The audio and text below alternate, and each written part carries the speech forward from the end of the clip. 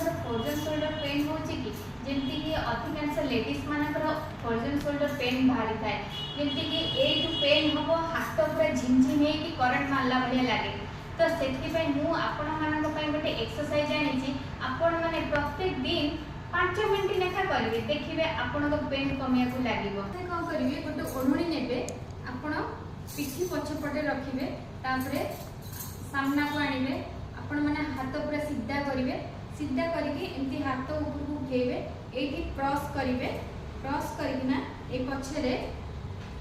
सामना को आनिबेनी आपण माने पछरे ही रखिबे पछरे आनिकी आपण माने कोन करिवे एठी पेट पाखरे गोटे गंठी पकेबे पूरा टाइट रे गंठी पकेबे टाइट रे गंठी पकेकी आपण माने